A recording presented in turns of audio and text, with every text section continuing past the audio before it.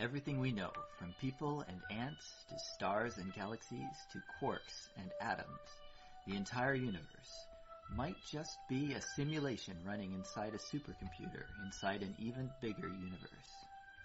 Ancient philosophers said that the universe is a dream that we're waiting to wake up from. In this dream world of the imagination, anything is possible. All cultural items, from the dreams of our rodent-like ancestors, to books, to television shows, are merely permutations of the reality we think we live in. Today's age of computers and video games places simulations at the center of our cultural consciousness. A select group of us perform simulations for fun and profit, and we call them games, role-playing and otherwise. We live to run simulations. Join us on the Simulationist Podcast as we explore our culture of simulations. Hello, once again, welcome to the Simulationist Podcast. Today is, well, we're recording on October the 7th. No, we're recording on the 6th. The 6th. Yes, I remember because it's my brother's birthday. Those of you who pay attention to our previous iteration will know I would be the guest speaker of the week, Jason. So, happy birthday, Jason. Yeah, you'll remember him from last week, and if you didn't listen to last week's, go back and download it. And he was pretty, as all of our guest voices,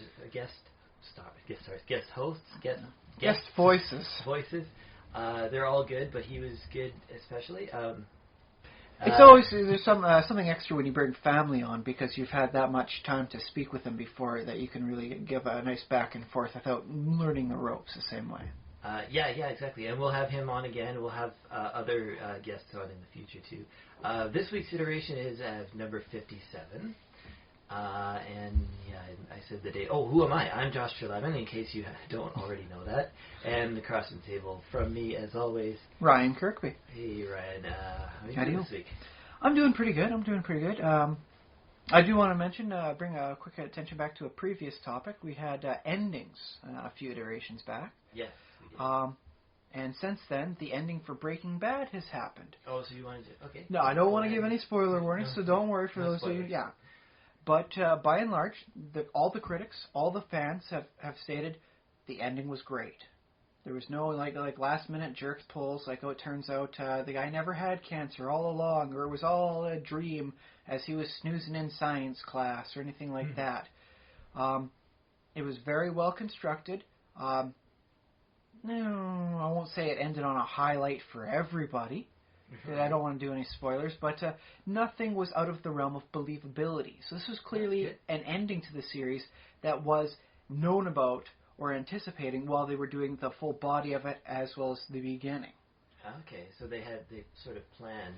So that's a tip for making good endings, have it in mind. Especially on a TV series. Having a good ending can really finish off on a great note. Okay. Good. Well, that's good to know, because I remember last time when we had this discussion before, I was sort of thinking, well, it's hard to do a good, satisfying ending because the fact is you're ending something and people might want more of it. But so if you can do it well, then...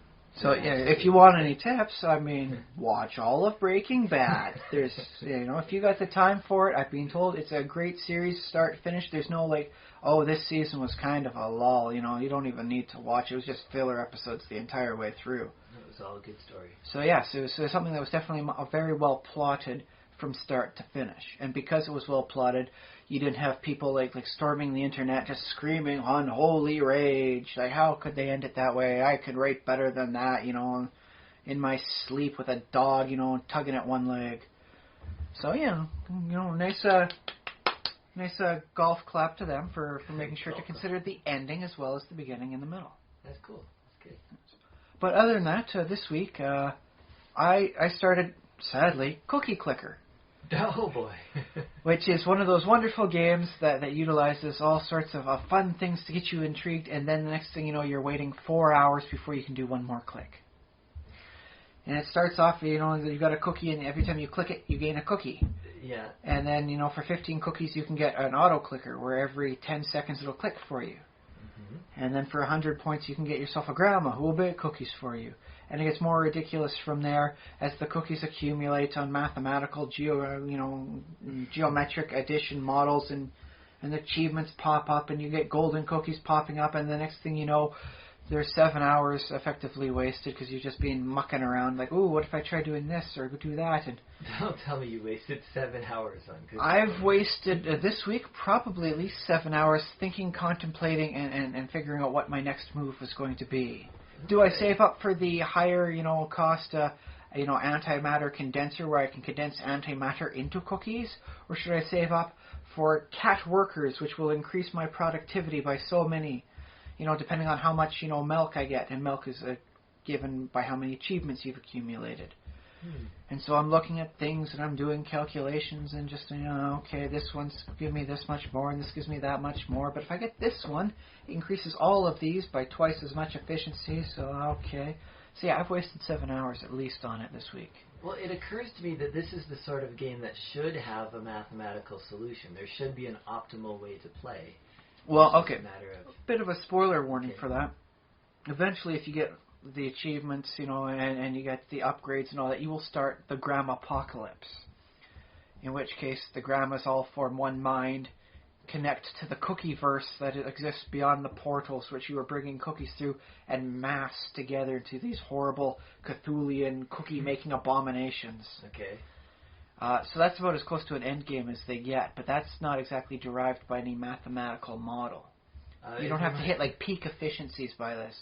I've just let it run. I'll start the computer up, go off to work, come back, spend the cookies I've accumulated after 7 hours of letting it run. Is this all one, one game, one start to finish, or have you started over again? I started on my little netbook.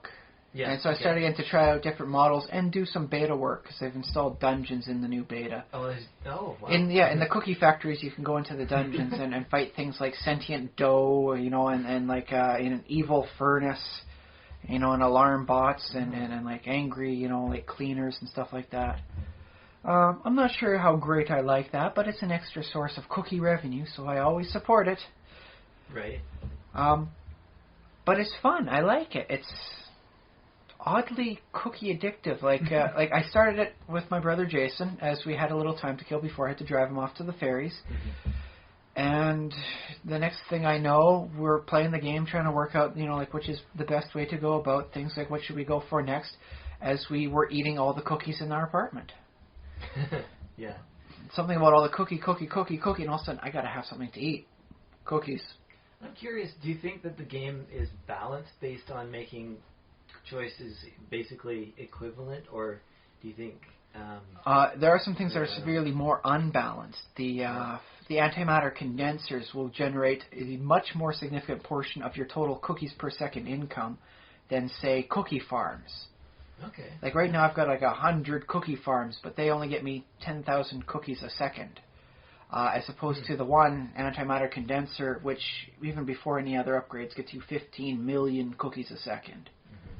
So I'm only keeping the farms for achievements, have so many of each kind of thing. And yeah, but you need to buy a couple of farms just to get, otherwise you'll be spending forever on the previous stage, right? Yes, there is a stage just, after this where the farms are the best way to go, but they very much taper off once you start getting upgrades or going on to the more expensive things, as your cookie per second income allows you to get better things, cookie portals, time machines, and whatnot. Now, did you reach the Gram Apocalypse? I have prevented it from starting right now. I just haven't bought that final upgrade. I had a save, and then once I realized, I'm starting this horrible endgame event, I'll go back to the previous one and then just build up my cookies per second, because there's some other things I want to do first. Okay, and so it's not an actual, is it an amount of cookies that you reach? No, you have to get so many types of grandmothers together, because every type of thing that you can click, building, as what it effectively is, you can have a gramma for that. So you can have an antimatter gramma, which parallels the antimatter condensers, or these other world grammas, which come from the cookie-verse, so you open through portals, or factory working grammas, or farming grammas, and stuff like that. And once you get all those, you can get a retirement home which researches upgrades, and makes the grammas more efficient. And then eventually you get one mind which connects them all together, and combined with the horrible other world grammas makes them Cthulhian cookie-making monstrosities. And what happens at that point? They will start taxing your resources and impairing your ability to collect cookies unless you make dark eldritch pacts with them for compliance. Okay, yeah. Also, the background gets really creepy. You just don't want to keep looking at that for too long. All right. It reminds me of the idea of the singularity. Like if you just keep on exponentially increasing your cookie output, eventually it'll be greater than the number of particles in the universe. Well, see, that's one of the things is there's a news feed up at the top, and after certain points you get different headlines, and some of them go like the known universe has now become cookies down to the molecular level, or all of known space is now filled with cookies, no vacancies. Have you got to that point? Yes, I have. Great. I haven't worked out the mass of a cookie and how many trillion cookies I've made and how much that would actually translate out to for area, but I'm willing just to accept it. Okay. Yeah. I mean, this is a game where you can buy spaceships to go off to other planets to get cookies to bring in. Yeah. Or farm cookies or mine cookies. Well, I guess, if you have a big enough mass of cookies, it'll collapse into a black hole, and then it's not really cookies anymore. That's the weird thing is apparently, no, you somehow arrange the cookies so that they don't get such weird densities, and yet still somehow fill the known universe. And you could have like a cookie Big Bang or something. Well, that's with the time machines. You go back in time to get cookies before they're ever eaten, so apparently you may be getting the cookies to prevent the, the singularity from happening, and that way you don't actually ever have any cookie-induced black holes. Well, this sounds like a fun game. It's an odd little game. I very much encourage it, but it's one of those fun games that you can play best by sometimes not playing at all for hours at a time. Just let it run in the background. Yeah. So, take from that what you will. If you're a much more active player, it's not for you. If you're okay with having a game where you can achieve things after a while just by letting it run, so be it. And that was mainly my week, is just calculating cookie per second incomes. But it has everything that draws a person to keep playing a game. Mm-hmm. You click the main cookie so many times, and hey, you get achievements for like making up like 1 billion cookies just through the clicking it. Yeah. There's another achievement by only clicking it 15 times to get the first cursor, and then making 1 million cookies without clicking that first cookie ever again.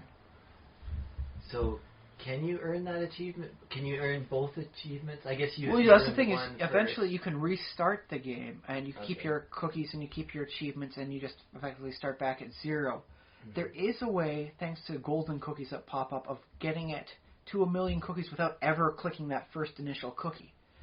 And that's a very hard one. You don't actually get any extra milk achievement points for that. It's just one of the things. It's like, congratulations, you found a way to really abuse the system. You're not really getting the point on Cookie Clicker if you don't click the cookie, but still get 1 million of them.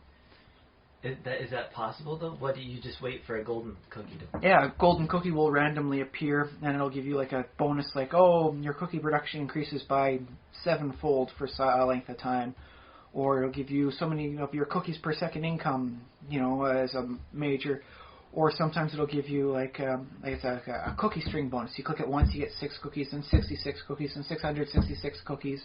So if you can get the cookie string going 3 times, you can buy a few things that'll get you more cookies, and then you never have to actually cook the cookie clicker.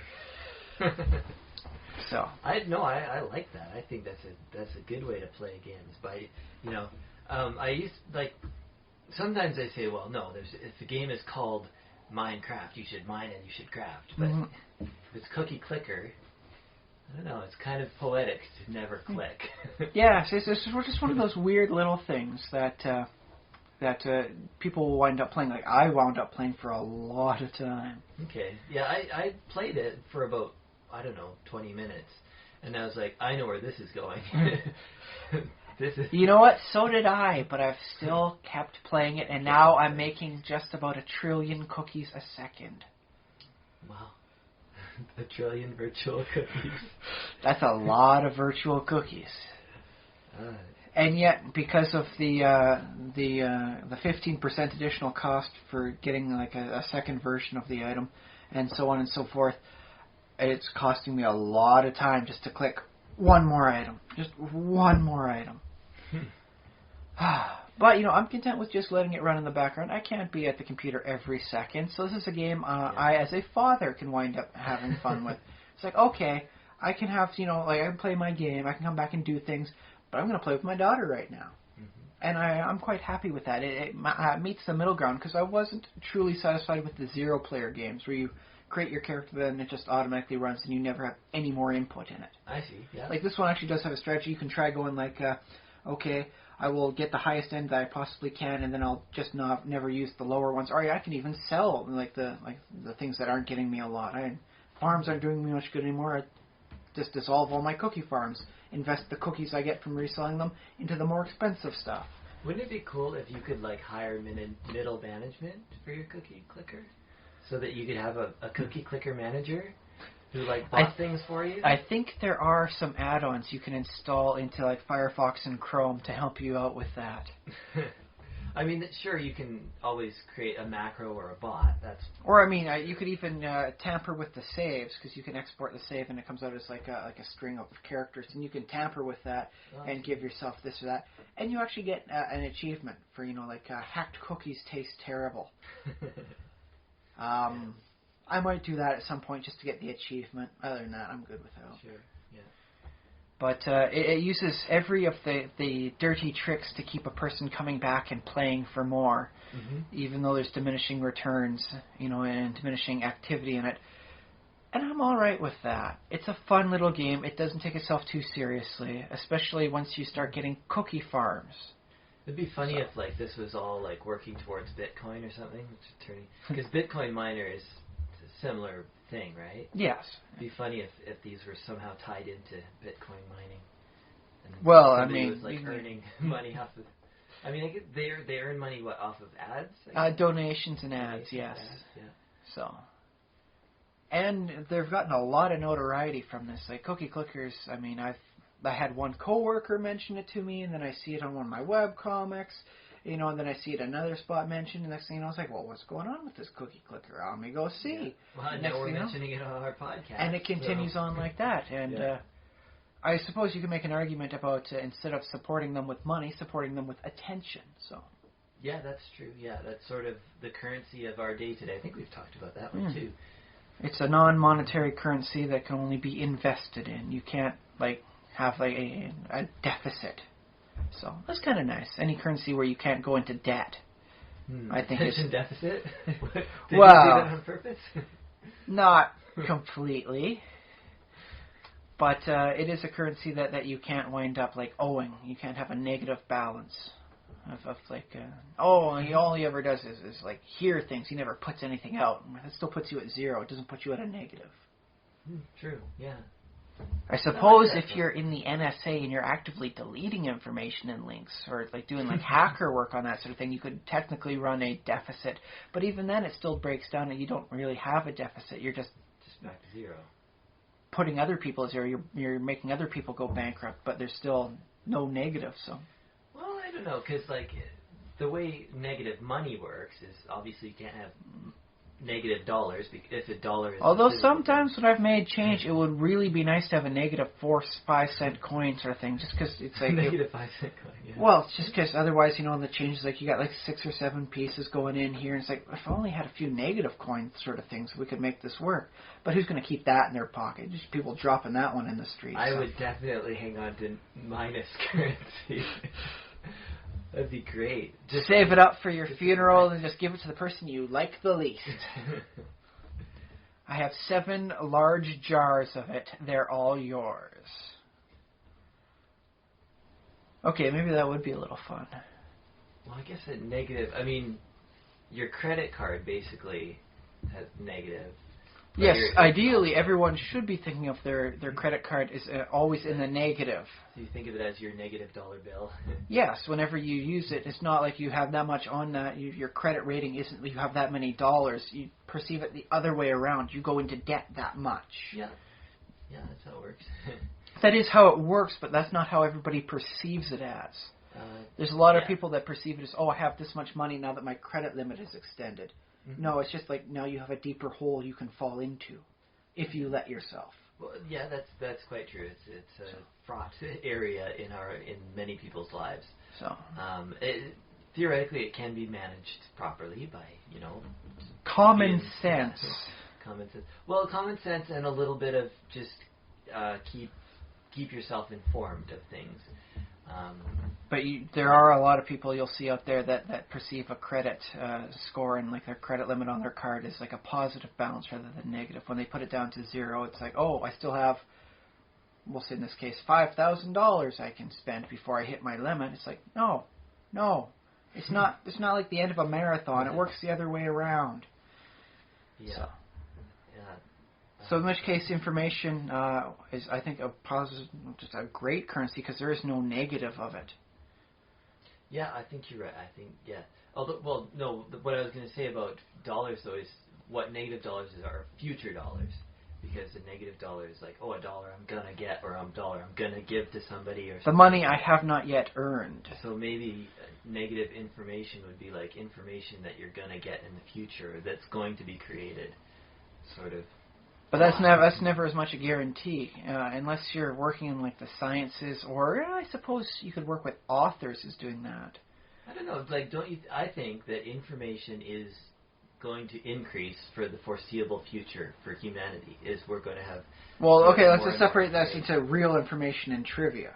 Okay. Trivia is worthless. It's like funny money in this equivalency. Yeah, but no, I mean, think of the information like starting as data, basically. Like, how many terabytes of data is there in the internet? It's not terabytes anymore. It's whatever. The next step is petabytes. Petabytes, like femmebytes, and all sorts of things. I don't know. We're up into really high numbers. Numbers that the Greeks really didn't use for a lot of their prefixes an awful lot. Yeah, because we have terabytes in our homes now. Yeah, heck, I got a portable hard drive that holds a full terabyte. Yeah. I'm only halfway filled that. I mean, it's funny. I feel almost old thinking like, megabytes. It's like megabytes. This floppy disk will hold entire megabytes of information. In my lifetime, we've been working with megabytes. Heck, Well, I mean, in my lifetime, we were working with like DOS 2.0, where like like kilobytes were big parts. You go like 100 kilobytes. That's a pretty big thing. And a megabyte was like, oh, that's a ridiculous amount of storage space and information. Who needs that on their computer? To a megabyte, it's like, well, now what am I going to do with the rest of the video I recorded? I can't put this on with only a megabyte left. Yeah, well, yeah, videos can be gigabytes. Yeah, and that's why I've got half a terabyte filled up. Like the time I went to Vegas, all the stuff I've been doing for monitoring, showing my daughter. Yeah, and all these podcasts. Yeah, I think these are less than 100 megabytes. I think. Maybe. But they're bigger than you could have stored on any diskette. Yeah. So think about that. That's yeah. How did we get talking about this? Information. Yeah. Instead of donating any money to the cookie clicker people, you just give them data information. I send information down the line, and that's how I do it. Well, it's like there are games like what is it? A protein folder. There's games that the game that you're playing actually feeds into some mechanism that turns it into valuable information, right? Well, the thing is, on the background running in my computer by default is SETI at home, and the Rosetta program, which does protein mapping itself. Okay, yeah. And I mean, I suppose maybe I'm doing it for the same reason. If I, complete enough modules for my SETI at home, my total score rises for how much data I've processed. Mm-hmm. But I don't get achievements. Maybe that's why I'm not as intrigued by it. Maybe they should put that stuff in. They should combine SETI and Cookie Clicker. SETI Clicker. Yeah. But it's the same, I think effectively the same principle. I mean, one runs for fun, the other runs for science. Yeah. But I like that as, like, we weren't going to do a conspiracy theory this week, but can you imagine if there was, like, a super big conspiracy behind Cookie Clicker and it turned out they were, like, developing some technology and they just needed the computing power of all the people clicking cookies? It's like, okay, this game will use up so much space on your browser, so, if you got an old computer, I don't think it can handle it. Really, it's a light program, and underneath there's a lot of, secret, we're processing things, Yeah, yeah. And maybe the guy who came up with Cookie Clicker has the highest score at SETI at home because he's effectively sublet his information out to... There you go. Wouldn't that be a weird way of effectively cheating the system? The only downside, of course, is that you can close the game at any time, and that would completely ruin a lot of the data processing that's going on. Yeah. On the other hand, so many people playing the cookie clicker at the same time, you can effectively just, it's like, okay, I lose so much, and then it just doesn't come back to me. I'll send it back out to someone else. This guy's been playing it for 7 hours straight. I don't even think he's at his computer. Meanwhile, my computer's running SETI at home, and Cookie Clicker is secretly running a second SETI at home. It's like...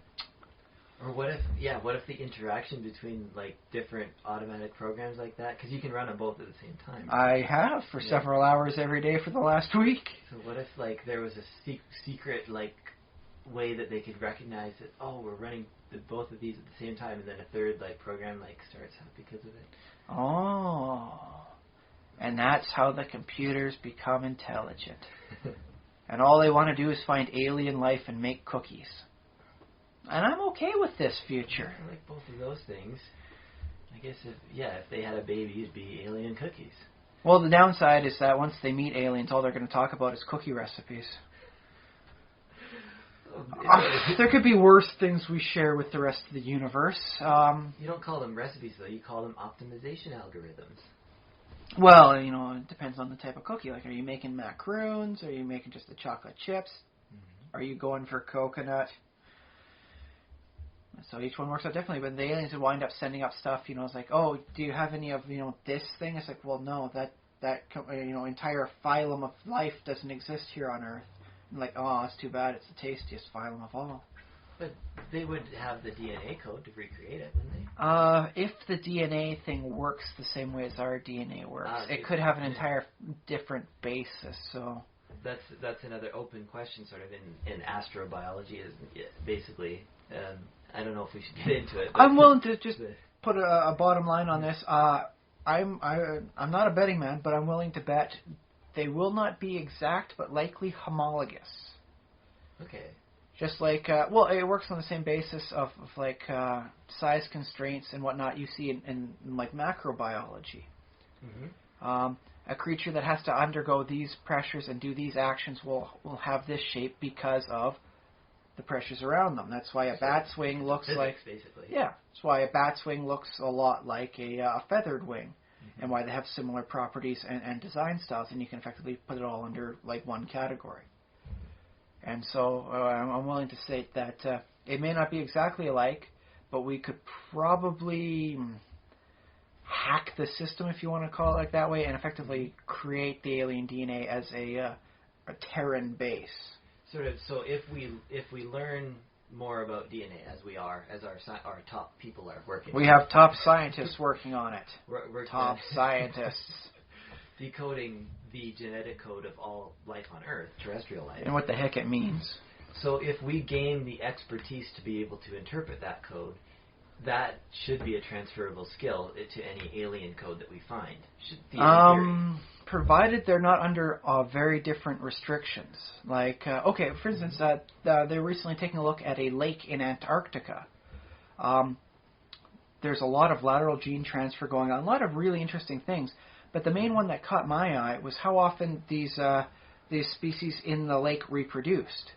One new generation every 2 months for a bacteria. Okay, that's slow then. That is very slow. These are extremophiles, and it's cold, right? Very cold. So. There's not a lot of energy, entering the system, so they've got to come up with adaptations, which is why they do so much lateral gene transfer. Oh. And instead of becoming just one species, they all have their niches. Yeah. But once they find out, like genetic happenstance says, hey, I found out this nice new combination, they can give that to all the others, and they can all do better in their niche. So it's very much a idealized commune system, really. I like how you say what they can give it to the others. It's almost... There's so much lateral gene transfer happening as opposed to what happens elsewhere on Earth. It's very much their thing. Oh, okay. Like, it happens from time to time here, but nothing like how it happens there. I don't even really understand lateral gene transfer. It's basically passing a gene from one species to another. It's the natural biological equivalency of the genetically modified corn everyone's protesting against. Okay.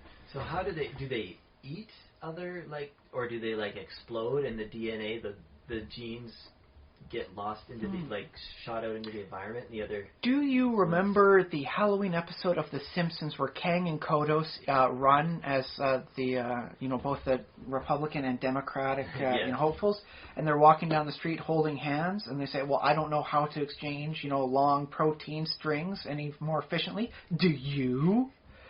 It's kind of like that. That's probably the best layman's terms for imagining it. They come up, they hold hands. I mean, you can do it by eating, phagocytizing and just consuming. It's like, oh, hey, nice new genes here. I think I'll wear them myself. And so they transfer a gene from one to the other, or a protein, a string of proteins, basically. That can encode and wind up incorporating as a gene sequence within their DNA. Now, for the bacterium, the individual that receives it, does it? They reproduce by splitting, right? So yes. It incorporates it into its own DNA then? Like yep. It just zips it up and just snips it together? Or, It inserts into the, and then it divides into two, which have the new, Yeah, so we're sorry, but it's every 2 months they go, as opposed to more hot area extremophiles. Like you go down to the ocean depths and you have those heat vents coming up from the breaks in the Earth crust. Yeah. Those will reproduce sometimes as like every 6 minutes, a new generation. Okay. As opposed to 2 months. High energy. So because of the extreme conditions on each one of them, things, if you imagine like a Pluto type world versus a Mercury type world, things could wind up being so different that what life crops up there will have to compensate differently. There's so much energy in like this high end system that they have to change their shape to accommodate for the fact that anything less rigid and structured will just dissolve in all the energy and heat that's about the place. I see. It'll denature. Just like our DNA can't work there. It'll all just turn into like a soupy mass of like amino acids as they all break apart. So in which case, I'm willing to say anything that's in around what we consider our like Goldilocks zone of habitability will wind up being a lot like us and probably have homologous down to the genes. Well, don't say it'll transfer perfectly. I don't know if it'll be like 4 different types or 6 types or whatever. Mm-hmm. But I'm willing to bet it'll be close enough to the same thing that, given a little time and effort, we'll be able to transfer it into our own base style. Well, like for example, because we've had so much time to, sorry to turn this into all evolution, I hope people are following, but because life on Earth has had such a long time to try different variations and adapt, you'd think if there were going to be 6 amino acids somewhere, some life form would have tried that, and they're like, no, those other amino acids don't really help us too much. Well, here's the thing, is it's not so much which is the best, but which is good. Okay, that's good enough, and then let's explode from there.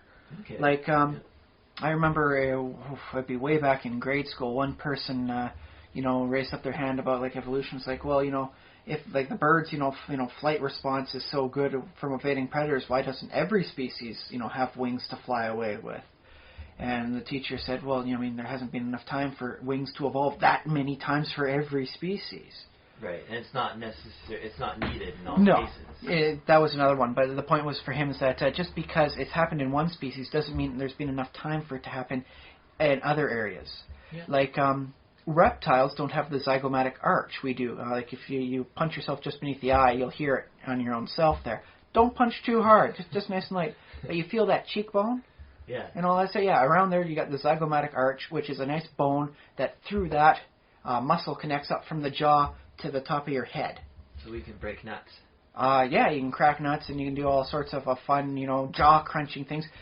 Bears go one step further. You can see this on like a bear skull. They'll have a ridge up at the top of their head, almost like the Klingons. Yeah. And what this is that ridge attaches more muscle so that they can have even more jaw-crunching power. And just because they have it, just because all mammals have, the zygomatic arch and all the different dentition for eating and chewing and doing wonderful things with your mouth, doesn't mean that all species can have it. You don't see that sort of dental, diversity in reptiles. You don't see the zygomatic arch. It's one of the easiest ways of looking at a skull and saying, it's a reptile. You can tell because it doesn't have these structures that are only seen in mammals. Given enough time, you might see it reappear again in reptiles, and I suppose they'll do so good at doing, the jaw crunching activities that they'll diversify and take over all the niches where the old style ones don't exist, and that's how evolution occurs, and new species overtake old. Cool. I suppose we should move on, though. Yes. Did you finish off what your activities for the? That was by and large the biggest part of it for gaming related stuff. Yeah. That said, I bought but have not played a version of the Ghostbusters video game. I got it for $3 when I was getting a new router. How old is this game? Like what year? I would imagine it's probably not that new, given that they were just giving, effectively almost giving it away. It was only $3 at Future Shop. So, I mean, that's as close to giveaway as any company usually gets. Well, although if they had it at Future Shop, it can't be, it can't be 20 years old. No, it might be 10 years old at the most. We'll give them Future Shop probably 5 at the oldest. Okay, yeah. Because it was up on the stands and all that, where they could put other new stuff up there. And it wasn't a used game, or was it a used game? No, it wasn't a used game. It's apparently just either not a very well done Ghostbusters game, or just they have to get rid of it for new products. So I put it more towards the 5-year end of things. I remember hearing talk of a Ghostbusters game, but I thought that wasn't even made yet. But maybe they're playing another one. I know they did have one. It was a wonderful thing they were talking about. It was on a couple of the different systems. Like the Wii had a more cartoony version of it versus the PlayStation, which had a much more classic look to it. Like the Ghostbusters looked more like their equivalency in the movies. Sure, yeah. So I don't know which one this is. I haven't opened it. I'm a dad with limited time, and I do a lot of cookie-based, computations. What am I to do? But hopefully, and fingers crossed. Oh, I did wind up playing more of the Wii Fitness stuff. Yeah. Turns out I rock compared to me from a year ago. So I hadn't got a lot of chance to play it. I'm a dad, and I got a job, and I'm doing this and that, and I'm doing, a wonderful podcast. Yes. But I started up because my wife wanted to do some dancing stuff, and then when she was done with her dancing moves in Just Dance, I put in Wii Fit and tried out some of the boxing stuff, and I'm doubling my high scores, man. I'm not even trying right now, and bam, bam, bam, I'm doing stuff I couldn't pull off before, and I'm winning in tennis, and it's like, was I that bad, or have I just gotten that good? Like, from the extra baby lifts and, the working hard at work sort of thing, am I doing that good, or did I just suck that bad before? Wow, there might be some change in the software, but I doubt it. Well, effectively what happened was when I first started the game, I was technically unemployed. I was hunting for a job very hard, and that almost counts as a job in and of itself. Although, I suppose it's not very physical. No, but now that I've got the job and I'm working, really hard for 6 hours straight, maybe the muscles have gotten tougher than I otherwise give them credit for. Could be. Maybe I can rock out on the punching bag. I don't know. Apparently, I'm doubling my scores now. Yeah. When I'm bowling, the balls are going straighter. I'm getting more strikes. So. That is interesting. Although we should ask, did you have any caffeine or other sort of inputs when you played? No. All I was doing was just trying to be the best I can be. And apparently it's twice the person I used to be. But this was one of the things I always think is fun to go back and play the old games every once in a while. Mm-hmm. Because you won't even realize you've matured or, in game terms, leveled up. Yeah. And then you'll go back to the game you played as a kid and it's like, I didn't know what I was doing before. If I do this and I relook at this, I can get a better synergy out of here. And then bam, all of a sudden I'm doing things that were impossible before. I know, and I'll elaborate on that point too, because you hear stories about people who say they go back and they play their childhood games and they're like, this is so hard, how did I ever beat it? But my experience is that I go back to my childhood games and I'm like, oh, this is so easy. It's like, why did I think this was hard? It's like, I beat it like in an hour. It's like, these games that would take me a year to beat, I guess because my parents wouldn't let me play more than half an hour at a time. Which was not normal, a bad thing for adults, That's a reasonable time to play per day. But it's like, I had to play it was on my Sega Genesis, so we'd pause the game, turn off the TV, and, unhook it so people could watch TV in the meantime, and then come back every day and play another half hour on the game. And, of course, it would get unplugged, or, mom's vacuuming, so she has to move it. So you have to start again. So those games, I guess, it would take a year to beat at that age to me, it's like, oh yeah, whatever. I'll knock this out in the evening. It might be 6 hours of playing, but but you got it done in one evening. And I gotta say, I think your parents had a better system set up than mine did. Whereas your parents would only let you play for a half hour, my parents sometimes forgot what I was doing downstairs, and I'd wind up playing like the Shadowrun Sega Genesis thing all weekend long and just not sleep. I couldn't start doing that until I got to college. That's why my grades weren't that great. I gotta say, I mean, I learned a heck of a lesson off of that game because I had just a pounding headache and I just had to keep playing. My eyes were blurry. I was just working off of patterns I'd memorized in my head. I was so tired, and then I wound up crashing, like for 10 hours, wake up just enough to go to school and be functional. So, yes, your parents very much had a better system, even if it was a little bit more, don't play for longer than that. Yeah. I guess that's that's fair. As a kid, I was like, I always thought it was kind of like, because I never wanted to stop, so, Yeah. Of course, that's but I was able to see what happens if you don't stop. And it's like the lesson of what happens if you only eat candy. Eventually your body's just feeling so awful. You will push someone out of your way just to get to a bowl of peas. Just a mixed vegetable medley, and you will just throw someone over your shoulder for that. I think peas have, doesn't your body crave certain... I think iron is in peas have... Well, you put a nice little butter on top of a bowl of peas, and they're magnificent normally. But, in a nutrition-deprived body, you will hip-check someone just to, get them out of your way. Or, fresh peas are nice, too, like from the garden and stuff. Oh, right? Especially that, yes. Or you're thinking of the boiled peas, though, right? In my practice, they're both very good when you've eaten too many bad foods. Yeah. So, But yes, the lessons you only really learn the hard way. I also wanted to share a story my dad told me. I hope he doesn't mind.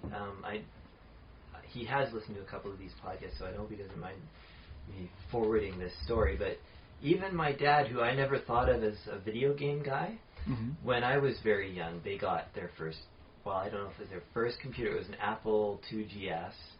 So it had a color monitor. Oh, I remember those, yeah. It had this one video game, I think it's called Thexter, or something like that. It was a man that turns into a robot in a plane. It's a side scroller. Ah, okay. And you jump around, side-scrolling platformer, or I'm not sure I think that's the right term. Yeah. And you can fly you can turn into a plane for a limited time, and you can fly in certain areas to get over holes, or fly through gaps or whatever it is. But this was my parents' first computer, and I was probably 6 or 7, maybe 8, that sort of age. But I never knew this about my dad. He told me recently that when he first got that game, he didn't do this very long, but he would stay up all night playing this stupid side-scroller game. And I was like, oh, my dad was addicted to video games for a little while. Well, see, it often depends on the reason why. Was it just his mentality was like, this is just a simple game, I should be able to beat it. I don't leave until I beat it. Whereas, my dad, he would wind up staying up late a few nights playing... Have you ever played Winnipeg? No. Imagine a cross that's got pegs on like a 3 by whatever grid, and there's a center spot in the middle, and the only way you can move is to jump a peg over another peg so that it goes into the empty area, and then you remove that peg.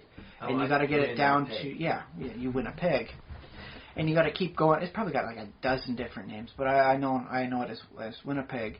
And the game ends when you get down to just one peg. You wind up clearing out all 4 corners or wings or whatever you want to call them. And you get it. And my dad wound up playing it intensively for a little while as he studied the process. Like, how do I complete this one corner and get myself back to the initial state? And so after, I think it was just a weekend of just, and he's done with all his work, he sits down to play us, and he solved the solution. He found the solution to it whereby not only did he get it down to one peg, but that final jump put the peg right in the middle where the initial hole was. Oh, yeah. And so not only did he win, but he established it in such a manner that would clean out everything and effectively reverse it. Huh. So instead of one peg, one hole empty, all the rest were pegs would be all empty except for the one peg. So, and like he and his friend wound up doing this for like the chess games back in the day. Oh, yeah. So for them, they liked chess, but for them playing it on the computer wasn't playing a game of chess. It was analyzing the system that's running behind it. It wasn't playing the game. It was learning the game within the game. Yeah. And so, they could get down to a state like, what 3 pieces do you want left over by the time I win it? And so they'd win the game, and the other guy's got like those 3 pieces you said, and he's like, oh, how many pieces of what kind do you want on my side? And they'd get it down to that. Because they knew how the computer thought. They'd like start the game and like, okay, I move this place, okay. Do they always move that whenever I move this pawn initially? And they'd find out like what are the options and how does it all work out? What is the computer thinking? And because they could play it and start it, and save the game and retry as many times as they wanted, they would learn the game. Pretty good. I think chess programs since then have become a bit more advanced. Yes, I don't know if my dad could still do that these days, but he had fun in the game he played back then, learning the game behind it, and maybe that's why I analyze a game the way I do. That's how I was brought up. Yeah, I think that makes sense, yeah. I wonder, thinking about chess though, can you apply the Turing test to a computer, like, say you're playing computer chess. Whereas instead of like the Turing test where you talk with a person and see which one is the computer, you play a game of chess against them and determine which one's the human player and which one's the computer. Yeah, because that would be... It would have to work the other way around. Eventually the human would make a mistake, and that's how you determine it being the human. Yeah. Because like Deep Blue can think like so many chess moves ahead, but they automatically the processes in there weed out the bad ones. Like if I move this, there's like a 45 to 90% chance I will lose my queen within 7 moves. Mm-hmm. So that entire branch gets truncated off, and he takes the best out of every other possible solution. And that's how Deep Blue wins. I'm not. Yeah. I think that might be close, but I think I think they had to build in. Because I think they couldn't make it perfect. No. They're still working on perfection, but they're getting closer. I think they build in a fudge factor where it can be like the computer can make less than optimal moves, but it won't make a flub move. Like when you're playing chess with someone, occasionally they're pursuing their own agenda. It's like, bishop to here. And it's like, dude, you completely left yourself open. And then you just sweep in and just completely devastate their side of the board. Because they messed up that bad. Whereas the computer sees that option and won't intentionally throw the game a bit to make themselves seem more human. At least not Unless yet. That was the computer's goal, because that's you'd have to program it into that like a secondary thing just for a chess Turing test.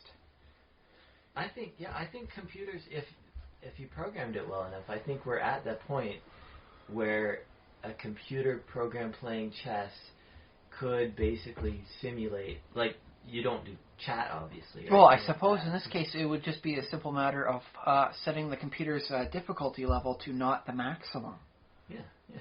It's like, okay, you want it to be more like a human enough that you can't tell the difference? I'll put it on moderate. Bring it on. So... That said, I don't know how, if even the very stupidest chess programs these days will allow you to do that 3-move lose thing. Okay. Like, they won't actually ever let you do that, where they wind up losing in like the 3 moves, even on their simplest setting. I won't stake any money on that, though. Okay. They might have like a brain 0 level. Well, I wonder, like, if you're simply sat down in front of the computer and told at the other end, wired up on the internet or whatever, is either a fairly competent human chess player or a computer or program, then from the fairly competent chess player, you wouldn't expect those kind of mistakes. You wouldn't expect them to let you lose. They wouldn't throw it off and lose a valuable piece just because, it's like, that's a human maneuver. It's like, no, I'm playing to win this, to prove I'm good enough. I got to keep up with this computer. If it was just like, okay, well, we're telling you what to expect. You either have a computer opponent or a random human chosen from the population who might be good at chess or might know nothing at all about chess. Well, you have to have like a baseline proficiency in chess, just enough to know how to move the pieces. Otherwise, it's like, the guy hasn't made a legal move in 5 minutes. Either this is a malfunctioning computer program or he doesn't know how to play chess. Yeah, could be something. I guess they would. Well, have he to, or she. I mean, everybody can learn to not play chess if they so desire to not learn. So. Or maybe it could be a chimpanzee on the other side, and it's like the chimpanzee has just been shown how to push buttons and get bananas or whatever, and the buttons also correlate to chess moves. So. Interesting. Anyways, I think that's. He went for the plantain bananas. That means we use the French Open. I like that. The simple choice, yeah. It's like the chicken that picks stocks or who's going to win the Super Bowl. In which case, you really are honestly better just flipping a coin on stuff like that. Mm-hmm. It's essentially just another random calculator.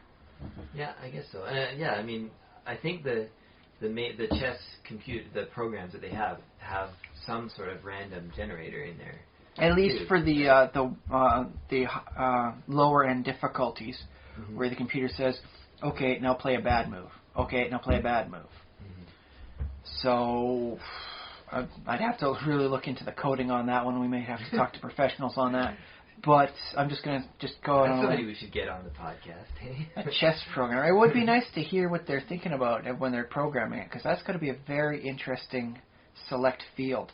A lot of pure mechanics going in there, and a lot of this is still going to be profitable as like a computer program. Mm-hmm.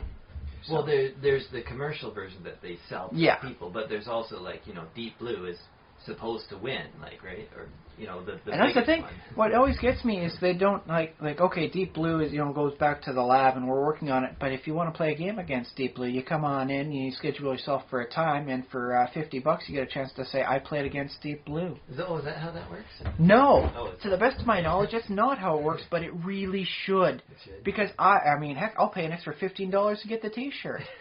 I played chess against Deep Blue, and all I got was this T-shirt. Or something else like that. Yeah. I'd do that if I was in the area. But apparently they don't have that. I would love that. Well, I don't know how powerful of a computer it is, but obviously with Moore's Law, it could be the case that Deep Blue will be on everybody's iPhone. It'll be an iPhone app, basically. Yeah, for the iPhone 9. It'll be a chess app. Harsh. On the other hand, I'd be happy to have it on whatever, I don't know if I'd get an eye product myself. I don't like having to pay the extra money for a little eye in front of my phone.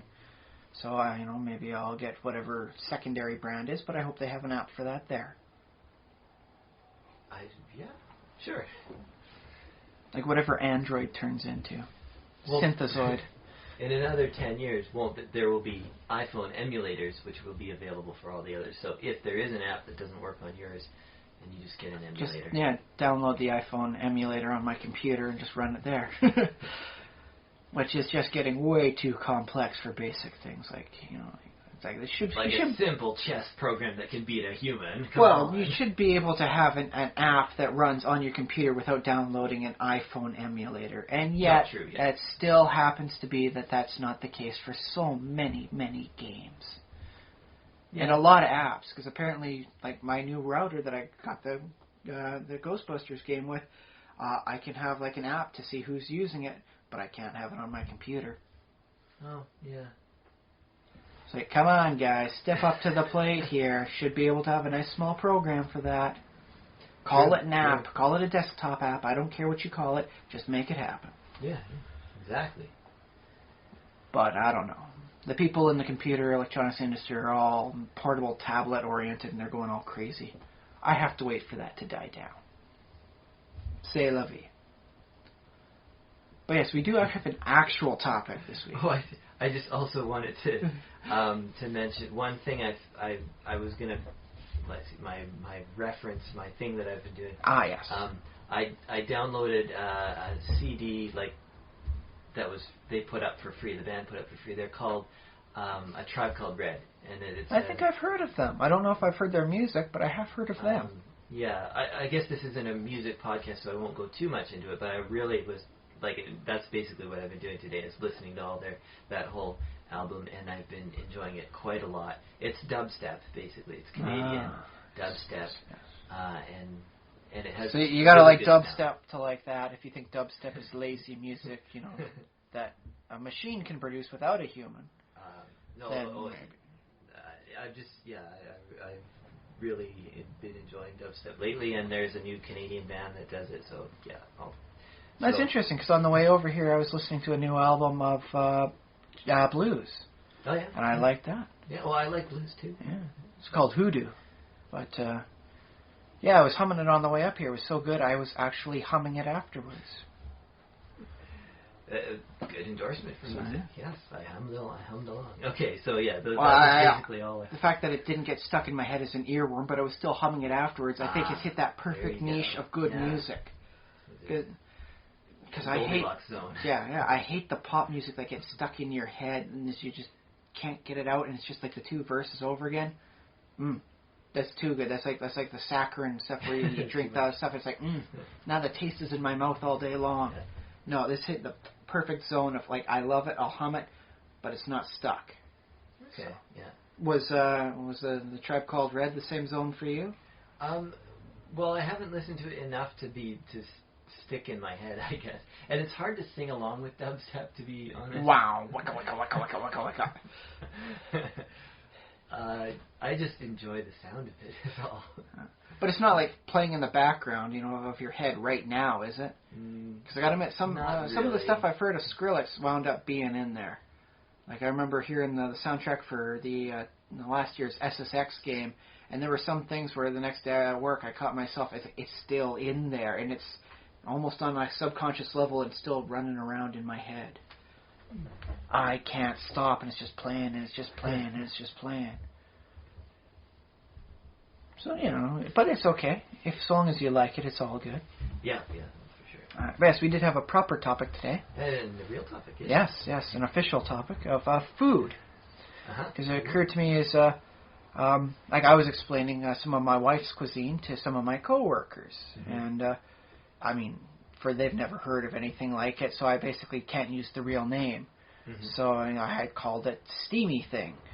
Yeah. It's basically just egg yolk and condensed milk in a steamer, and the condensed milk has a nice, very good sweetness to it, so it comes out tasting great.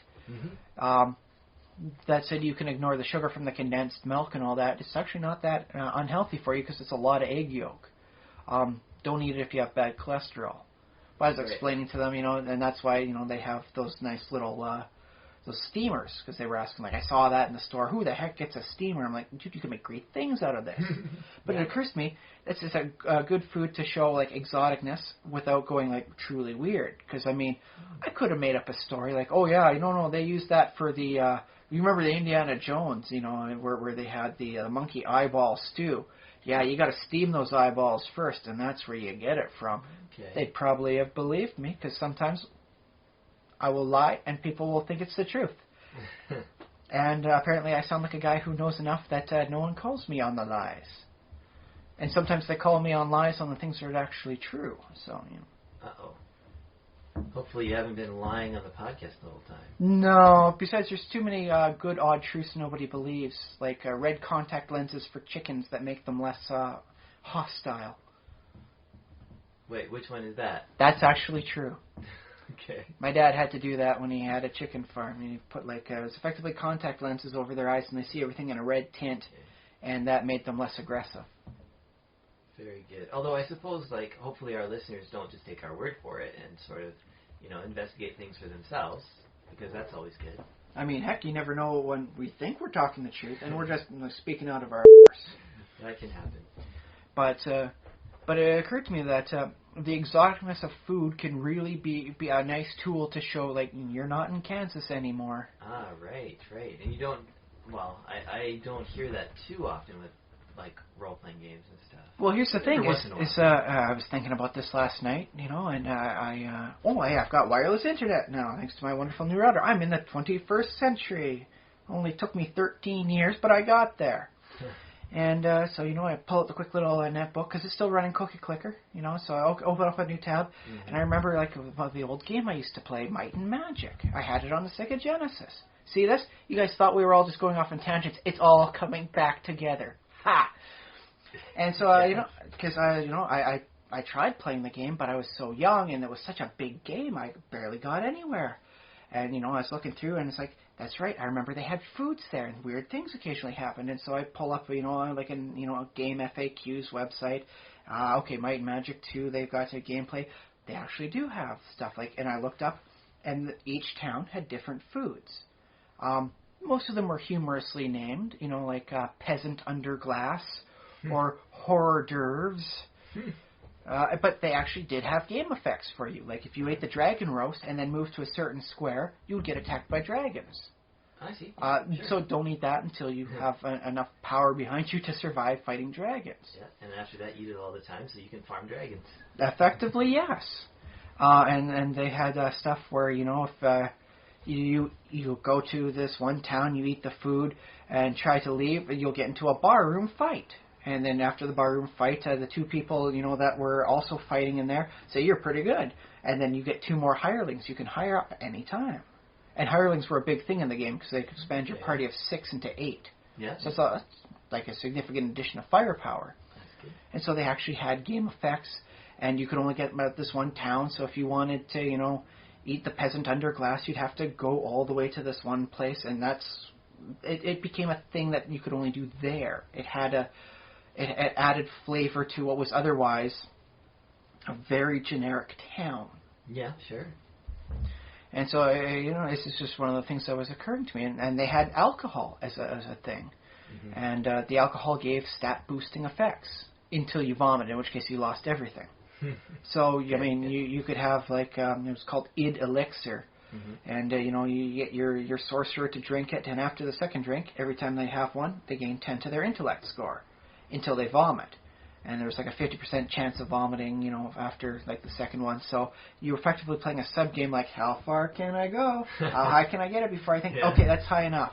Because it lasts as you're drunk until you rest or you vomit. Mm-hmm. And so it occurred to me, it's that's actually a thing. If you want that, you go there. That's you can start working up in your own head and in your own imagination, because these old games did require imagination to fully flesh out.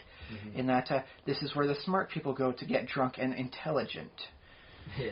This is where the ragers go to get incredibly strong, on their booze. Yeah.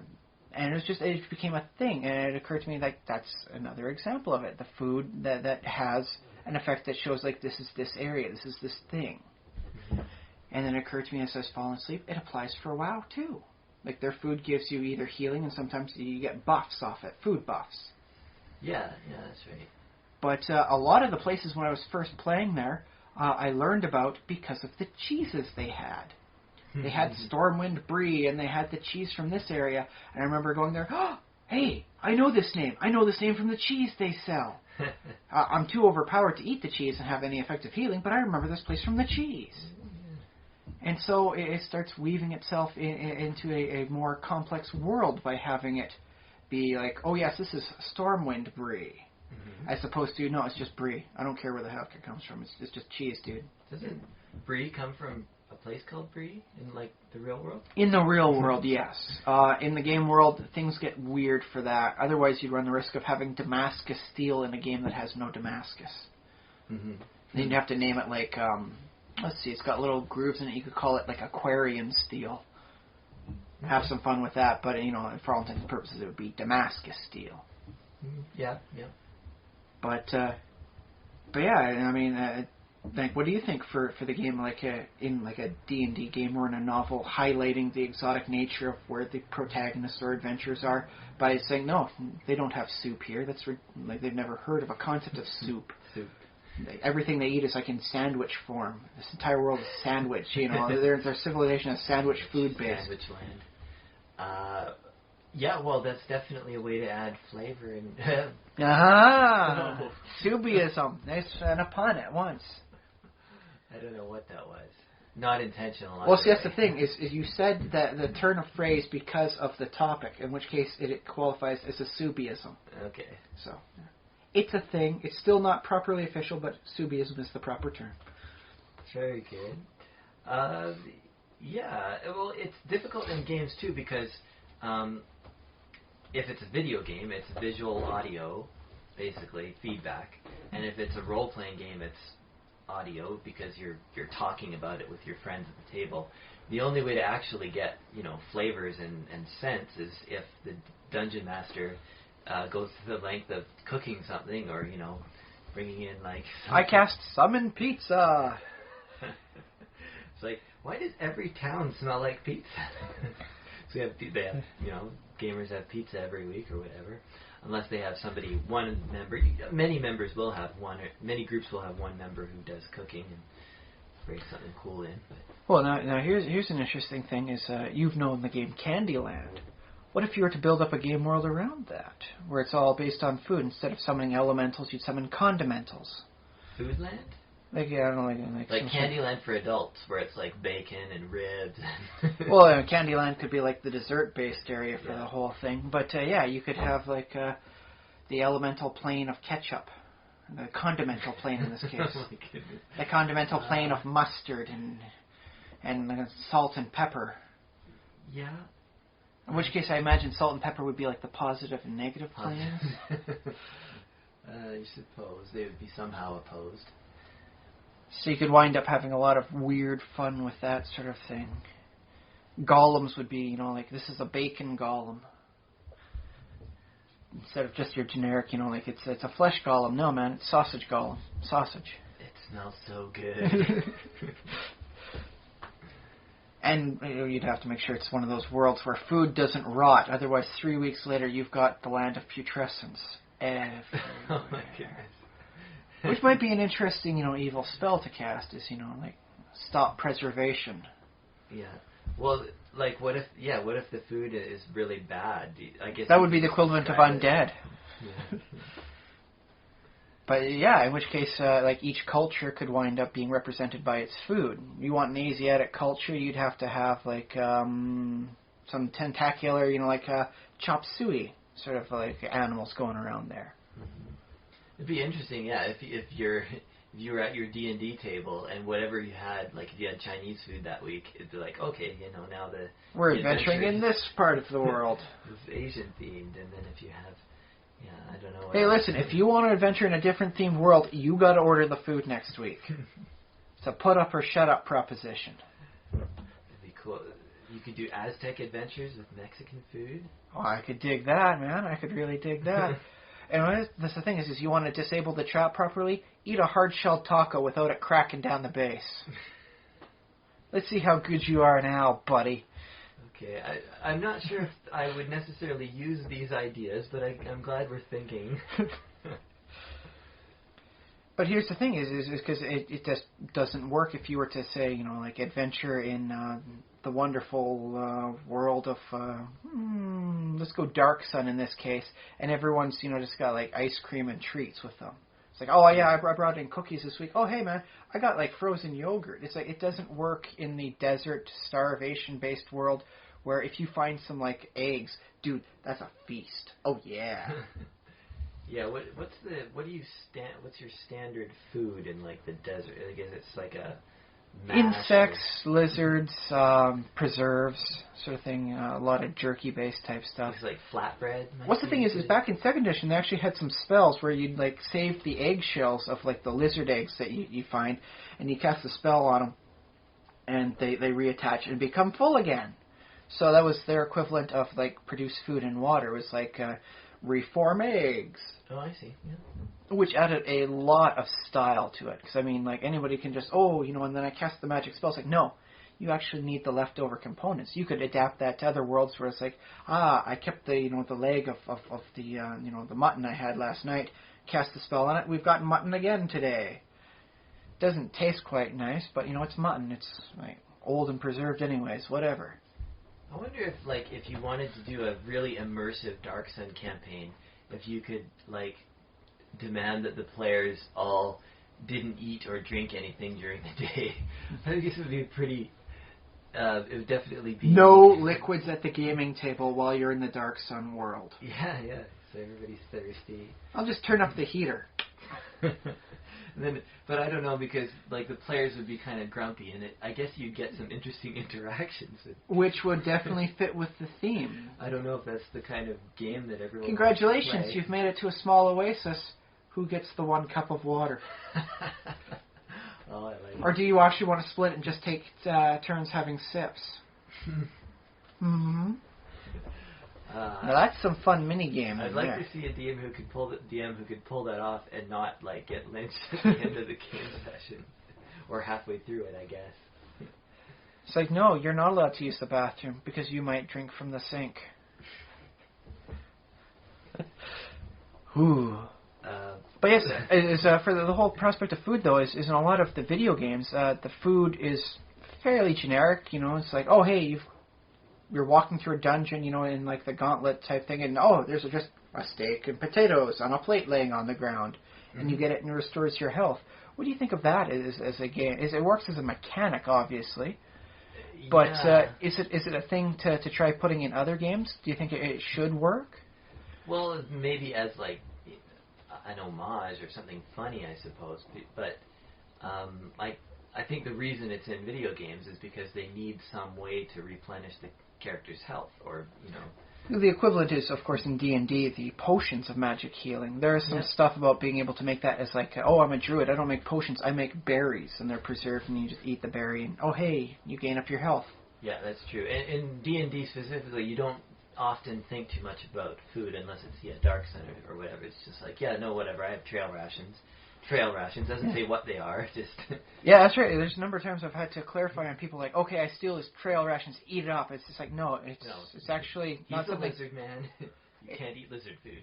Well, it's not even as much as that. It's like, no, you really can't eat it, the rest of it in time. It's a selection. You got nuts and some hardtack, and there's some, some dried fruits there. You don't just eat it. It's not just like a single bar you just shove in your mouth. It's like, okay, I'll let you have the nuts, so you won't actually get any starvation bonuses, but the dried fruit and the hardtack is mine. You can forage for the rest if you actually don't want to, fully starve the next day. So you can actually do that once you know what it is. Yeah. Admittedly, the game should probably determine that stuff a little bit better. And, of course, they do have the lambus bread in the Middle Earth stuff. In Middle Earth, yeah. Where, just a small piece of it is supposed to be enough for a meal for a grown man. Yeah, I kind of wondered about that, like if that's something that because we have some pretty good modern equivalents because we have energy. Well, bars. We'll call them good in the fact that they provide the nutrients. I won't call them good in that they taste great all the time. Well, the thing about lambus, I mean, yes, they said it, it's the greatest thing I ever tasted, but I remember the Hobbit saying, like, whatever, I just ate like 10 of them and I don't even feel any different. Or something like that. Yeah, it's like a single corner of the just nibbling off is enough for a human, and before they even left, the halflings had already eaten like one apiece, a full thing of lambus bread. Yeah, but I'm just thinking like I don't know if Tolkien would have experienced some kind of packaged ration. He was, in the armed forces, yeah. But I think in those cases it was often like in tins, basically, because the tins before the can opener was invented. Which was a really bad system. If you're going to have a tin, invent something to open the tin. Yeah.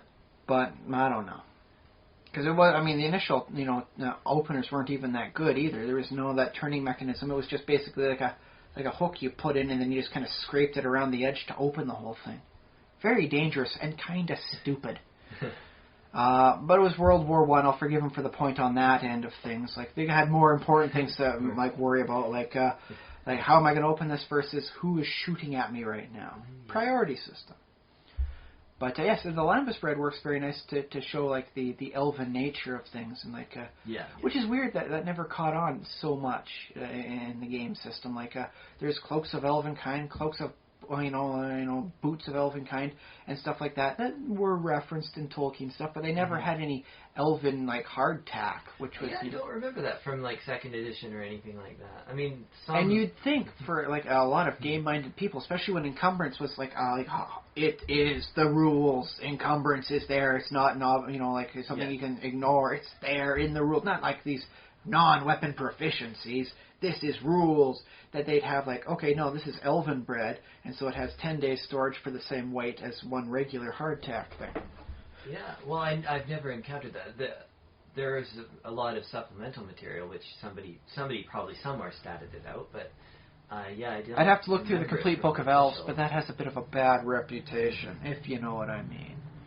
The guy relied on like actual role-playing things for the classes and kits, and that if you ignored those, the classes were overpowered. So he actually had to apologize. No. Yeah, you can actually look that up. Apologize. Oh, that was one of the things for the Kickstarter for Monty Cook's Numenera setting. Mm-hmm. If you donate so much, we hit this tally. The guy who wrote the Book of Elves will do an apology for releasing a Book of Elves, and it is the best form of bitter.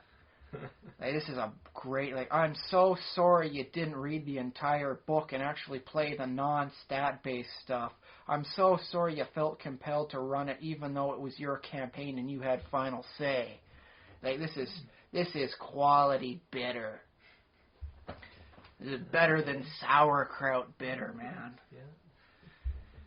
But yeah, I mean, I always wonders like, because a lot of like the D&D stuff, like the dwarves, almost no mention for food. How does a bunch of subterranean dwarves where do they get their food from? Like, do they have like large grubs down there? The only thing I've seen is Forgotten Realms, where apparently they have subterranean bison. Mm-hmm. Yeah. That doesn't make a lot of sense to me. Bison require room. So I'd imagine that they'd actually have some sort of system that utilizes, the non-mineral dirt they eat. They manage to give that to something that produces, something more functional that they can eat from, and they could have like entire three-dimensional fungal warrens. But nothing is ever really mentioned on that. Really? I thought they talk about. They mention it here and there, and you'll get something like, the dwarven, sacred, dwarven brew and the dwarven lager is actually made from wonderful mushrooms. Yeah. But that's all that's mentioned. There's nothing given to like how these subterranean races are able to grow enough food to support entire cities. Oh, I see. Yeah, you want more of the mechanics of that. Well, not mechanics. Well, that's the thing is I would like works. if you go into the dwarven, stronghold, fortress, citadel, whatever. What are they eating there? Maybe it's they got these wonderful, giant subterranean version of the shiitake mushroom in a wonderful mustard sauce. Okay. Dwarves love that. Dwarves love the mustard condiment or something. That's their basis for all sorts of what you put on dwarven food. If it doesn't have mustard, it's not dwarven food, buddy. I guess, and the thing is, like, if you're in an adventure on the surface of the world, and you're approaching a town or a city, the first thing you encounter is all their fields. Exactly. And like, you get to see what they're growing, and like, is it wheat or is it corn or... Are they doing like big old rice patty sort of things? Because I know there are some areas in Eberron where that was what they showed for like, what is life over here like? And they have an orc or a half orc on stilts sort of thing working on in a rice field. Yeah. And that was it. That's because that's one of the first things you'll see. And trust me, you'll see a lot more field space than you'll ever see of any town space unless you're in a very odd setting. Yeah. And so, it's just one of the things that keeps occurring to me. It's like, why isn't that a thing that most people mention? Like, well, yeah, I mean, I guess it's something to remember the next time you're sort of running a game and you're like, okay, the players are underground, they're approaching a dwarven citadel, so maybe they should go through some tunnels first that are like, oh, this is the food, so it's just mushroom. Or maybe they don't even see that sort of thing. Like the dwarves keep their food supply areas so wonderfully apart, and secure. Because if you starve, they're like, oh no, like we'll say kobolds in this case. The kobolds have burned our croplands, they've destroyed it, befouled it with their whatever it is, kobold scat that comes out of them. We can't eat this stuff. These are bad mushrooms now. They will starve. It's not like you can just go foraging. It's not like the Underdark is known for its wonderful, plentiful, arboreal glades. No, not arboreal glades, but I mean, I think you probably could sort of forage if you had maybe the dungeoneering skill. You could find like certain slime. But not enough for an entire city to support itself. Yeah, an entire city couldn't, but yeah. And these places are much more like sequestered away. And you can work the same way with the elven, like the island nations that the elves seem to keep winding up on. Oh, okay. Well, there's the Forgotten Realms. The elves have their own little, island space that they've retreated to. There's the Undying Lands and Tolkien stuff. Mm-hmm. And it just seems that elves have a habit of, okay, now we're leaving and we're going on this wonderful, mythical type magic island you're never going to find. Take that, human. That's true. I wonder, because in real life, if you set off and just decide to start a new colony on an island, you're the Swiss Family Robinson, basically. It's a hard life. Yeah, I mean, you can look up some real-world examples like the Norse settlers in Greenland, how they made things work until it got too cold and then they starved. Yeah, because they wouldn't eat the... They wouldn't switch over to a hunting-gathering type system like the First Nations people did. Yeah. And that's why the First Nations people still live there, but you're not going to find any, 20th generation Viking descendants. Well, you might, but that's just going to be their bones. Which actually brings us over to another interesting subtopic of this. Cannibalism. Ritualistic cannibalism. For a lot of places, a lot of settings, in the games and in the novels, you eat the flesh of your own kind. That's really evil. That's like one of the few objectively evil things you can do. Yeah. And yet, I was watching the Knowledge Network, wonderful Canadian channel. I don't know if they have it down in the U.S. If you don't, I'm sorry. It's a great channel.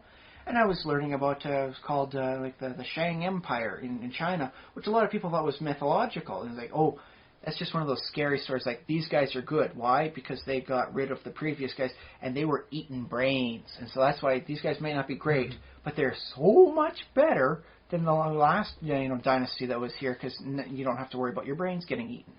Yeah. And apparently that was a thing that they were actually doing. It was ritualistic. It wasn't because, I must have brains. No, it's like, I will gain, prophetic knowledge from eating the brains of the smart person. I shall do it as a ritual thing. So we boil up the entire skull and have soup. Interesting. Of course, you don't want to do that for other reasons because you don't want to get a prion disease. Yes, there is that large thing. I don't know if that ever cropped up with them. They're still doing a lot of research to figure out what the heck was going on there. It's a very old empire. Might be like the Romans that got undone by their lead pipe. Or is that a myth too? A bit of a myth. It certainly didn't help, I'll say that. Plumbing, yeah. But, there's a reason it's called plumium, in Latin. And that's why we have plumbing. It's all derived that way. Made of lead, yeah. But and you can work that to some of the primitive, in hand quotation, tribes there, who would do stuff like eat the hearts of their vanquished enemies. And great ways of establishing stuff. But would you consider that evil if it's done ritualistically or honorifically? Like, I have defeated you in fair combat, and now I shall prove that your honor by eating your courage-rich heart. Well, I wouldn't consider... by my standards, that's... Once the corpse is dead, it's... But I have different standards. It's like, I don't care too much. The body is just a vessel. Yeah, sort of, that's how I see it. But... you don't kill them for the purpose of eating. If you kill them and then you happen to need to eat them, in which case the Donner Party and those people that crashed, in the Andes, they're not any actual evil. They did it to survive. Yeah, although I think there's some questionable cases in the Donner Party. Just of certain individuals didn't have to do what they did. But last fortnight he done told me to bite him, and I intend to follow through. No, nothing like that. I don't think it was that bad. So that's very interesting in having that distinction of whether or not the body was killed for the purposes of eating versus, they died, and if I don't eat, I will die too. Basically, yeah. I think that's sort of, if you want to have a moral question, you could just not ask that question. You could just say, no, it was nature, I just had to eat, or I had to kill, whatever. So in which case, yes, the whole eating of a fallen, enemy's heart, it would not be considered an evil act? Well, because it honors them and their courage for facing you in battle? Well, sort of in my own personal book of morals, it's neither. But I can see, there could be a culture that says, oh, no, it's honorable and good because you're honoring them. Yeah, you're giving them. So in a D&D term, you wouldn't actually have to assign a good or bad descriptor to that specific type of deed. I probably wouldn't. I guess in some campaigns, you could say, oh, because the culture says that this is acceptable to do, if you go along with that, that basically makes you good because you want to be aligned with your culture. Or if you go. But if you're an outsider, man, if you're a paladin coming into this sort of thing, and you eat the hearts of your fallen enemies, is that just to keep in line with the laws of the land? I guess it depends on the situation, because I would base my, like, if I'm saying, okay, Paladin, you have done an evil act, or you have done a good act, I would base it on first the Paladin's upbringing, like his own culture, and if he's been transported to a new culture, it's sort of the transition period. I guess, yeah, the Paladin could, at one point he could do, like, he could eat a heart, and it could be evil, because it breaks with what he was brought up with. And then later on he could do the same act, and it could be good because he's become acclimatized to a new culture, I guess. I know that's a bit of a contradiction, but... Well, see, that's one of the weird things with the law alignment in the D&D system is that it says, a lawful alignment tends to obey the laws of the land. What if it's something that's very different from how you were brought up? Mm-hmm. Yeah, basically I would give that character... in some cases I might just ask, like, what do you feel this is evil, or good, or evil, or lawful? Could you give a proper justification for your actions so that you can absolve yourself from any evil potential wrongdoings here? Yeah, I might just ask the player, because the player probably has a good idea of what his, if they thought about the Paladin's internal code. So if you are then running a campaign whereby the PCs run afoul of, we'll go back to the Dark Sun setting, and it's a bunch of halfling cannibals, and they wind up killing and eating, other races because they're not halflings. Mm-hmm. Would that be an evil act then? Because they're killing and eating them simply because, well, you're not human, you're not dwarf or halfling, so I'm just going to eat you. You're a dwarf, or you're human, or you're an elf. You're effectively just like a talking cow to us. Because they'll actually go out and then they'll apparently hunt down, like it'd be the PCs in this case, and kill them or capture them alive for later cooking and eating. Would that be considered like an evil act then? Because the intent is for killing and eating them. They're basically hunting them because they need to survive. Well, they don't really need to survive. They were doing good before the people came in. This is just supplemental protein in their diet and gets rid of the non-halflings. Wow. I think I might be stumped on that, because I want to say it's evil because they're taking sentient life. And sort of my basic... For the purpose of consumption. It's not just like, oh, now we found them dead. I guess, waste not, want not, toss them in the pot. Yeah, no, they're specifically going out. I lean towards evil, but I can see it. There's no way it would be a good act, though. I don't think so. Yeah. At best, morally neutral. And the thing about morality too is my moral system is based on fear, because the reason that you don't kill other people is because you're afraid of the consequences, because either their family will come after you, or society will say, no, don't do that, we're going to punish you, or whatever. And the other fear is just the innate biological fear of it, like, oh, you got any diseases they wound up having? Yeah, diseases they wound up having, or just that there's a danger in attacking another creature who's capable of fighting back. On equal grounds, too. Yeah, you might not win, and then where are you at? Like cougar versus deer, you pretty much know the answer. Cougar versus cougar, well, that's a coin toss. Yeah. So my morality sort of factors in fear, which, I don't know if everybody thinks that way. So there's that. And there's also the fact that sentient people are generally more useful alive. Like that pile of meat that looks like a dwarf and walks around and talks probably knows some things and can do some or at least can be put to menial chores. Yeah. So you wait till the dwarves get old and then you kill and eat them once they become worthless. Harsh. Maybe in a certain setting. Well, it could be an interesting setting whereby, I remember one of the D&D books, the Libris Mortis had, like, undead societies.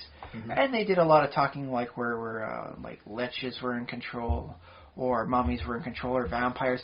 Not a lot about what happens if ghouls get into power. Oh, boy. So it's like, okay, you have lived so long, you are now deemed less optimal than the amount of people we have here, and because we do have strict population limits, your lunch. So you are expected to report to the Grand Kitchen for the Ghoul Masters by 1400 hours.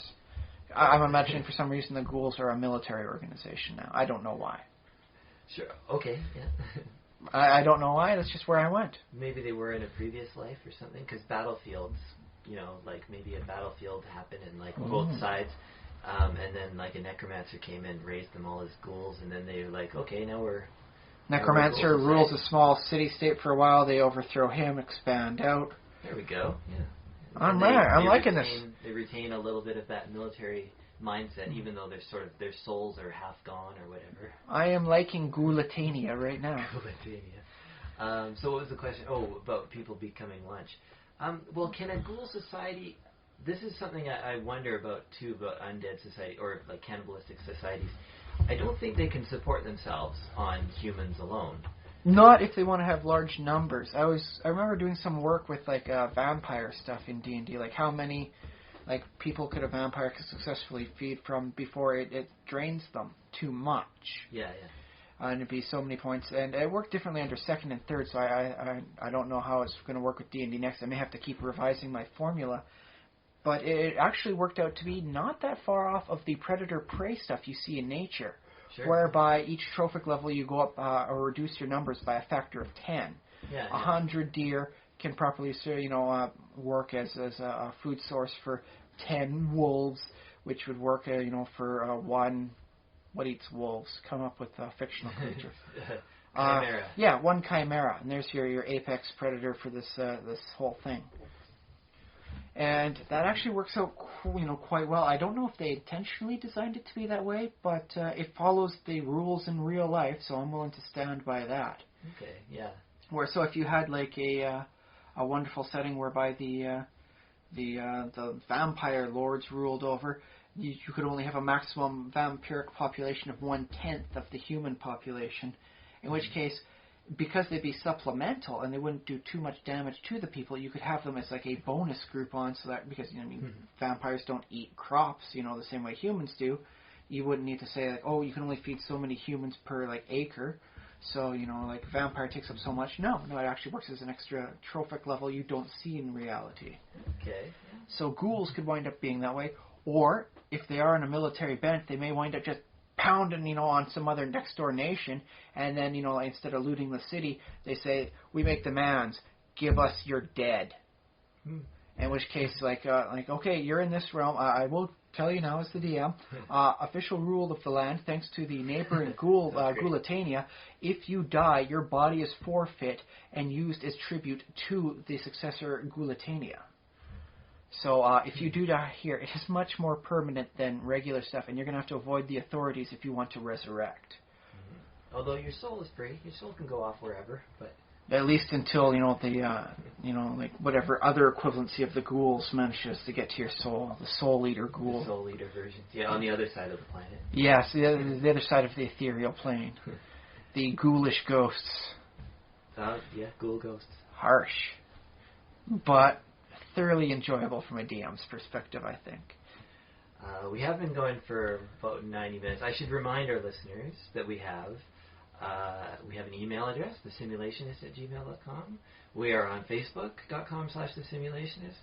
We are on YouTube.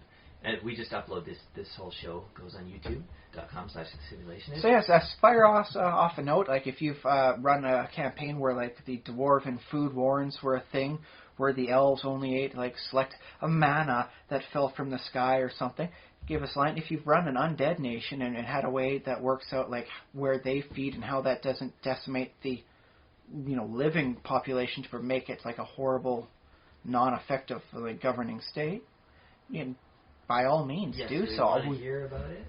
Because the more people we have talking, the more interesting solutions we'll wind up coming up with on some of these things, on how they work, the better we all become for it. That's right. Oh, I also tweet at Spaceboot1, the number 1, so Spaceboot number 1 on Twitter. And I'm trying to get that more out there and more active. I don't tweet, so just, send messages my way. All the way to Josh. And to the, So, there you go. That's another iteration. And just remember, the next time you think about going for takeout, like, what does this mean? Are you going to go to Little Italy? Are you going to go to your little China area of town? What you going to do? What are you going to eat? And what does that say? Could you make like a society out of that? Very Very cool. Okay. Things to think about. I mean, it helps pass the time while you're, putting more nutrients in your system. Take care. Send us money.